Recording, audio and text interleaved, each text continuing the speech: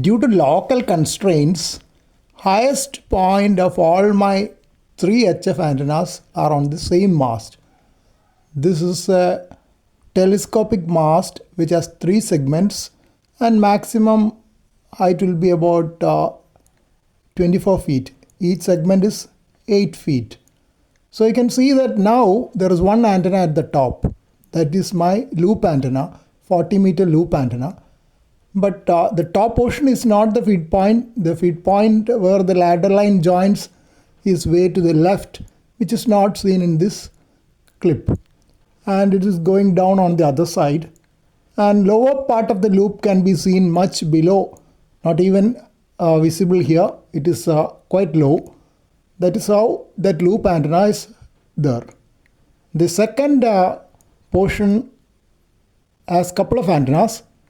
One is part of the 80 meter dipole. One limb of 80 meter dipole has been elevated on this loop.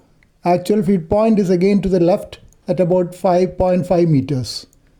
Then another interesting thing you can see is a twisted flex line. Twisted flex is a homebrew line which has been connected to my 40 meter inverted V dipole. That is the only feed point which is located near this mast.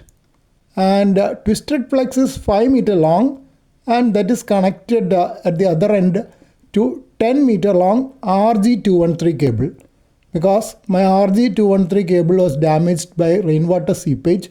So I spliced off about 4 meters and added this homebrew twisted flex. Homebrew twisted flex means I took old 20 meter antenna wires, each 5 meter long, and twisted them together to form the homebrew twisted flex and joined it to the RG213 cable. So there will be multiple mismatches because twisted flex usually has impedance around 100 ohms.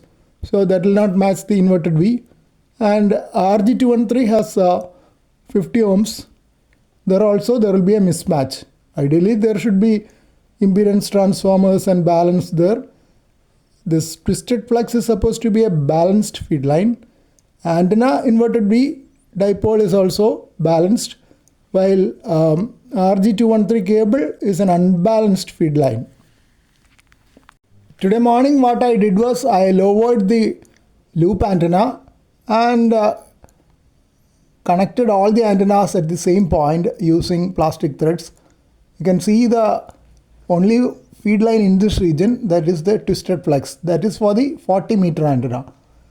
Feed lines of other antennas, that is the 80 meter dipole and loop antenna, are not seen here. That's on the left side on another pole, much lower height. So here you can see that all the antennas are almost near each other. Certainly to have interference with each other, but I'll not be using all the 3 together at a time. At a time I'll be using only one antenna.